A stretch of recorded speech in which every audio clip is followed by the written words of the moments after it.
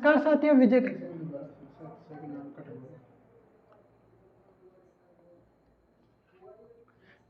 साथियों, विजय क्लासेस पे आप सभी का स्वागत है।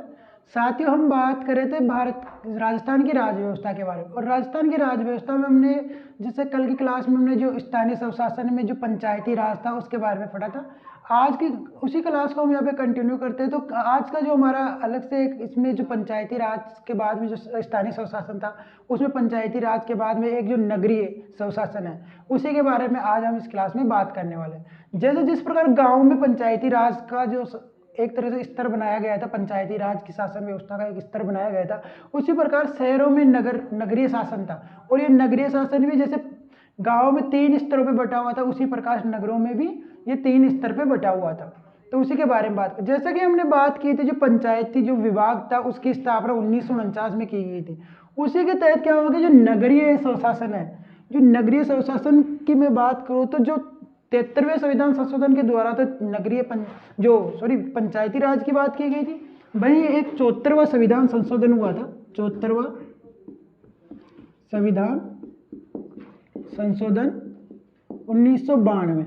इस संविधान संशोधन के तहत क्या होता है कि नगरीय स्वशासन जो है वो लागू किया जाता है। और उसी के तहत जैसे नगर परिषद, नगर पालिका, जिन सभी का गठन किया जाता है। तो मैं बात करूं 74वें संविधान संशोधन, ये 1 जून 1993 1 जून 1993 को ये संविधान संशोधन लागू होता है। ये कब होता है? नगरीय स्वशासन 1 जून 1993 को ये संविधान संशोधन लागू होता है। और इसी के तहत जो नगरीय स्वशासन है, ये मतलब जो अधिनियम है, ये लागू होने के बाद में नगरीय स्वशासन यहाँ पे मतलब पंचायती राज की तरह ही नगरीय स्वशासन भी शहरों में उभर कर सामने आता है।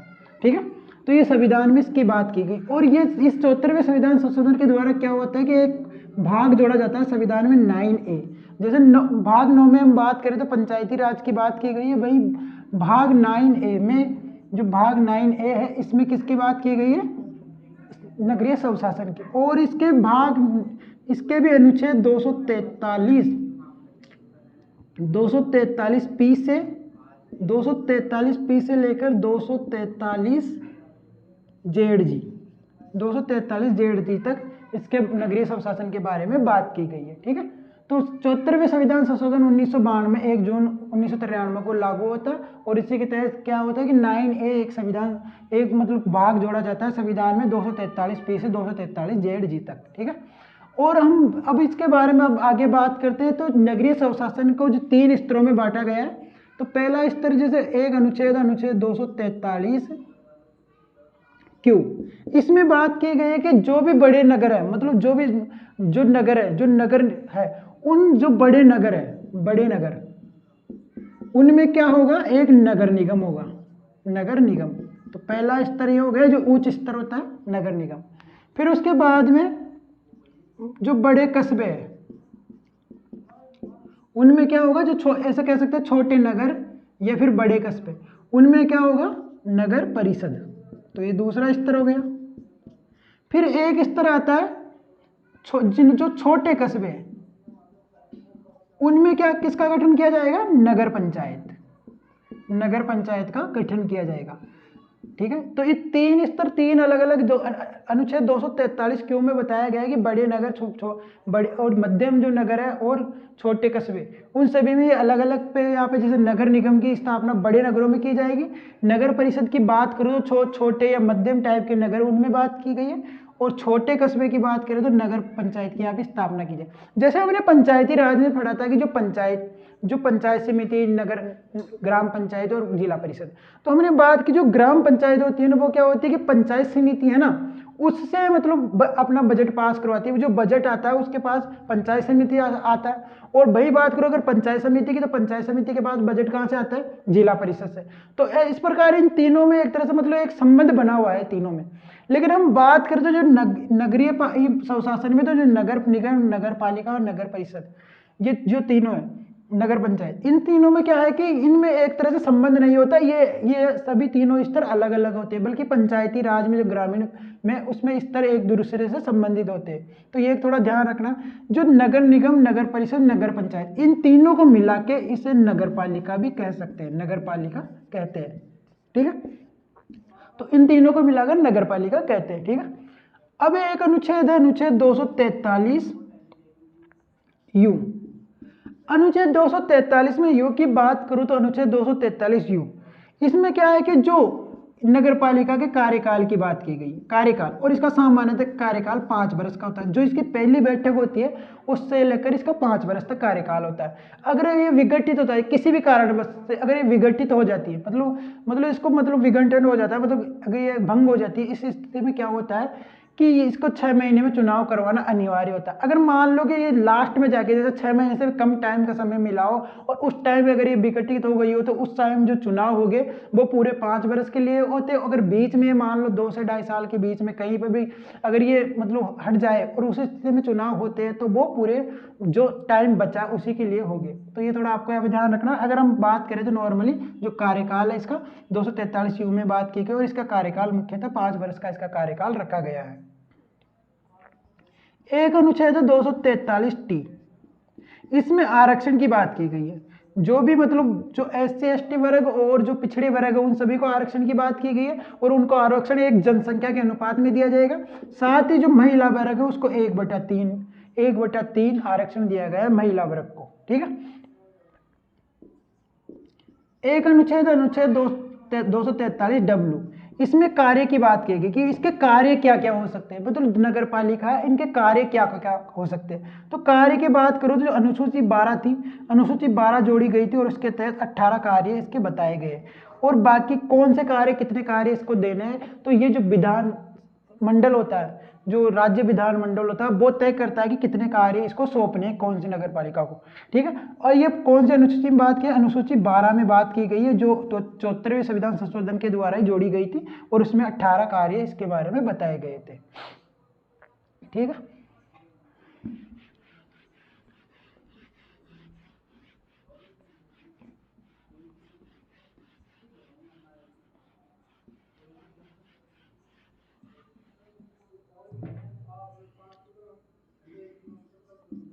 एक अनुच्छेद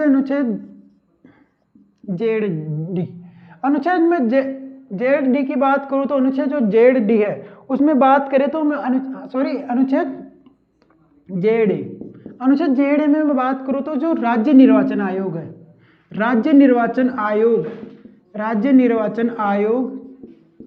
के गठन की बात की गई है, राज्य निर्वाचन आयोग के गठन की बात की गई है। तो इस जेड जे में क्या किया गया कि राज्य निर्वाचन आयोग के गठन की बात की गई है। तो राज्य निर्वाचन जो आयोग है तो उसके गठन की बात की गई कि जो जेड ए है इसमें क्या गया कि राज्य निर्वाचन आयोग, और ये राज्य निर्वाचन आयोग क्या कह रहेगा कि जो नगर पालिका है इन सभी के चुनाव करवाने का काम करता है राज्य निर्वाचन आयोग। तो और इनमें जो मतदाता सूची है, वहां की जो मतदाता कौन मत दे सकता है, इन सभी की सूची तैयार करने का काम भी इसके द्वारा ही किया जाता है। एक अनुच्छेद है अनुच्छेद वाई, अनुच्छेद 243 बाई। अनुच्छेद 243 में बाई की बात करूं, अनुच्छेद 243 बाई में वित्त आयोग का गठन किया गया है। राज्य वित्त आयोग का गठन करेगा, और किसके लिए करेगा, नगर स्वशासन का जो वित्तीय सहायता देने के लिए। तो ये अनुच्छेद थे जो नगर पालिका से जुड़े कुछ इंपॉर्टेंट अनुच्छेद थे। इन सभी जो कार्य योग्यता इन सभी के बारे में हमने इन अनुच्छेदों में बात की है। एक अगर ध्यान रखना चाहो तो अनुच्छेद 243 एक्स है, इसमें जो नगर पालिका क्या कर सकती है, कर लगा सकती है। कर लगाने का काम भी इसको दिया गया है, कर लगाने का अधिकार भी इसको है। जैसे इसमें कौन से कर आ जाते हैं, जो चुंगी कर हुआ, या फिर जो भी वहाँ पे जो संस्था है वहाँ पे उन पे लगने वाला कर, ये सभी इसमें होता है। ठीक है, तो इन सभी के बारे में भी बात की गई है। तो हमने यहाँ पे जो बात की है, तो जो जुड़े हुए अनुच्छेद है इससे नगर पालिका जुड़े जो महत्वपूर्ण अनुच्छेद थे उनके कार्य संबंधित इन सभी के बारे में यहाँ पे बात की। अब हम बात करें, ये तो हो गई एक इंडिया लेवल पे, अगर हम बात करें तो सेंट्रल लेवल पे कि कहाँ तक संविधान में क्या कहा गया। लेकिन हम राजस्थान में देखें तो किस प्रकार देखें कि राजस्थान में ये जो नगर पालिका है ये किस प्रकार काम करती है और किस प्रकार लगी हुई है, तो इसी के बारे में बात करते हैं राजस्थान के संदर्भ में। अब मैं राजस्थान में बात करूँ तो पहली बार 1959 में नगर पालिका अधिनियम आया था। कब आया था, राजस्थान में 1959 में पहली बार नगर पालिका अधिनियम आया था। ठीक है, राजस्थान में पहली बार आया था, यहाँ तो ठीक है। और अब हमने जैसा पढ़ा कि 74वें संविधान संशोधन 1992 जो 74वां संविधान संशोधन था, जो 1 जून 1993 को लागू हो गया था, उसके बाद भी जो नगर पालिका का जो अधिनियम 1959 था, उसी के तहत राजस्थान में चुनाव वगैरह उसी के तहत होते रहते थे। ठीक है, उसी के तहत चुनाव वगैरह होते थे। लेकिन इसको क्या किया गया कि इस अनुच्छेद इस जो अधिनियम था, इसमें 2009 में संशोधन किया जाता है। कब किया जाता है? 2009 में। और इसमें 2009 में संशोधन करके एक जो नगर पालिका अधिनियम 2009 बनाया जाता है, और इसी के तहत तो इसमें उसके बाद में चुनाव अलग तरीके से होते हैं। तो यहाँ पे 2009 में इसमें संशोधन किया जाता है।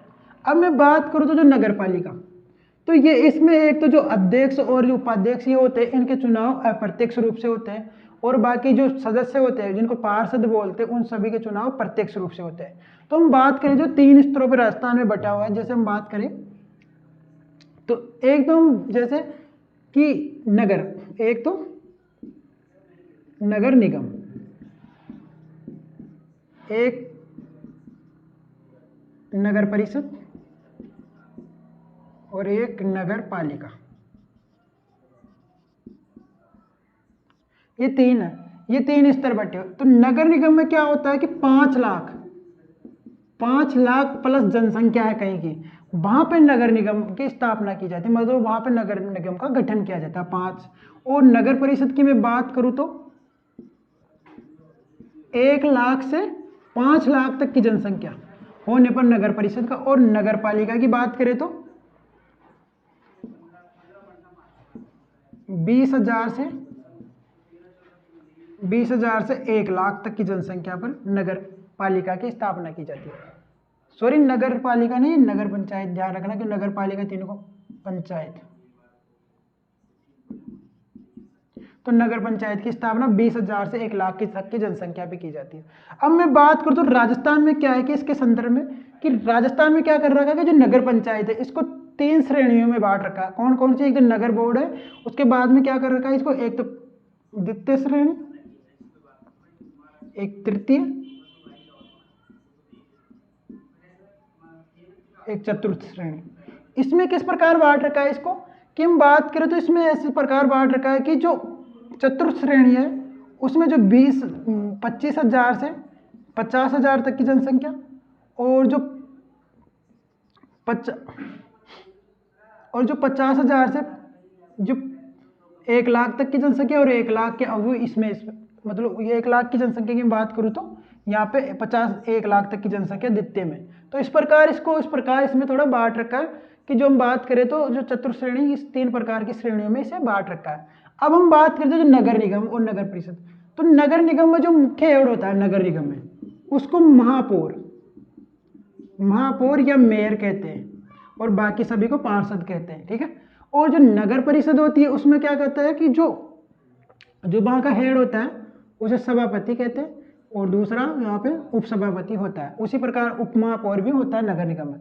उसी प्रकार हम बात करें नगर पंचायत में, तो वहाँ पे अध्यक्ष और उपाध्यक्ष होते हैं, या फिर कभी कभी सभापति उपसभापति भी कह देते हैं। तो इस प्रकार होते हैं जो इनके उपाध्यक्ष या उपसभापति या फिर सभापति ये होते हैं, जो भी इनके हेड होते हैं, इन सभी के चुनाव अप्रत्यक्ष रूप से होते हैं। जो पार्षद चुने जाते हैं वो ही सब आके इनका मतलब क्या करते हैं कि मतलब इनका मतलब चुनाव करते हैं, उन्हीं में से वो अप्रत्यक्ष रूप से चुनाव करते हैं। डायरेक्टली पब्लिक जो इनको चुनती है वो ओनली पार्षदों को चुनती है, तो ये पार्षद होते हैं। ठीक है, और इसमें कुछ मनोनीत सदस्य भी होते हैं। तो मनोनीत सदस्य की बात करूँ तो 6, 5, 4, मतलब इसमें 6, 5, 4 ऐसे इस प्रकार मनोनीत सदस्य किए जाते हैं।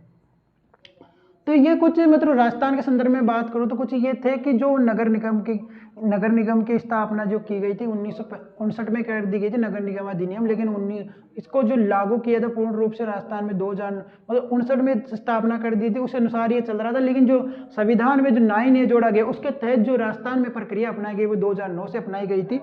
और जो अप्रत्यक्ष रूप से इनके चुनाव होते हैं, इसको चुनाव को लेकर भी क्या होता है कि अध्यक्षों के चुनाव प्रत्यक्ष रूप से हो, इसको लेकर भी एक राइट टू रिकॉल नाम से एक अधिनियम आता है। और ये अधिनियम आता है, इसके तहत क्या होता है कि 12 दिसंबर मतलब 12 आप रख सकते 2012 को 12 जिले में, अब 12 जिले की कौन सी जगह, वहाँ पे ये पहली बार लागू किया जाता है, राइट टू रिकॉल। 12 दिसंबर 2012 को वारा जिले के मांगरोल में, थोड़ा 12-12 आप इस हिसाब से इसको ध्यान भी रखते हैं, राइट टू रिकॉल। लेकिन इसको क्या करते हैं कि 2014 में एक अधिनियम आता है, उसके तहत इसको हटा दिया जाता है और वापस से इनके चुनाव अप्रत्यक्ष रूप से ही होते हैं, जो महापौर वगैरह इनके रहते हैं, ठीक है। तो नगर पालिका की बात करें तो नगर पालिका में जो राजस्थान में मेन मोटे रूप में देखें तो ये इस प्रकार इसको यहाँ पे सेट किया गया है। मतलब कि जो नगर निगम है और नगर परिषद और नगर पंचायत, इन तीनों में नगर पंचायत को भी 3 पार्टों में बांटा गया, द्वितीय, तृतीय और चतुर्थ श्रेणी में इसको रखा गया है, ठीक है।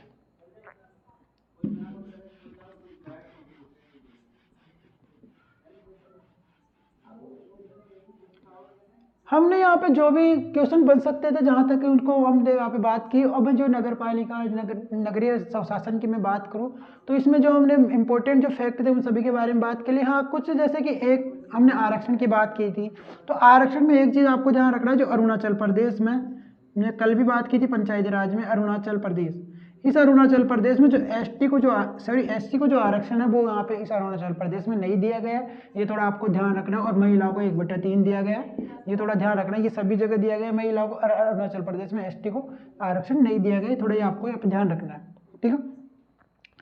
और जो इनके मतलब क्या होता है कि इनमें जो मनोनीत सदस्य होते हैं, एक बात आपको थोड़ा ध्यान रखना है, जो मनोनीत सदस्य होते हैं इनमें, तो इन मनोनीत सदस्यों को क्या है कि मतलब बैठक में भाग ले सकते हैं, मत देने का अधिकार भी रहता है, लेकिन जो अविश्वास प्रस्ताव लाया जाता है उसमें ये मत नहीं दे सकते, ये थोड़ा आपको यहाँ पे ध्यान रखना है, ठीक है। कार्यकाल की बात करूँ तो कार्यकाल इनका 5 वर्ष होता है, जो पहली बैठक हुई उससे लेकर इसका कार्यकाल 5 वर्ष का होता है। तो अब हम बात करें जैसे कि दोस्तों कि जो ये हमने इस नगर पालिका जो नगर परिषद अधिनियम इसके बारे में राजस्थान की पॉलिटिक्स में बात करें तो जो हमारे मेन टॉपिक थे जो कंप्लीट यहाँ पे हो चुके हैं। कुछ जैसे हम बात करें तो कुछ आयोग है, उन आयोगों के बारे में हम अगली क्लास में बात करेंगे। जैसा कि आपको आज इस बारे में जानकर खुशी होगी कि जो आज जो हम जिस बैच को हम टारगेट करें राजस्थान पुलिस को, उसका नोटिफिकेशन भी जारी हो चुका है और उसकी वैकेंसी भी आ चुकी है, और अब 8 तारीख से इसके फॉर्म भी स्टार्ट हो जाएगी। तो आप इसके चैनल में जुड़े रहने के लिए आप जल्दी ज़्यादा से ज़्यादा इस चैनल को शेयर कीजिए। और मैं अब आशा करता हूँ कि जो आपको ये क्लास आज की पसंद आएगी, प्लीज़ वीडियो को लाइक जरूर कर दीजिएगा, साथ ही इस चैनल को सब्सक्राइब जरूर कर लीजिएगा और हमारे चैनल पे बने रहिए। और इस चैनल पे बने रहने के लिए मतलब ज़्यादा से ज़्यादा और भी लोगों को जोड़िए ताकि उनको भी इसका चैनल का लाभ मिल सके। धन्यवाद।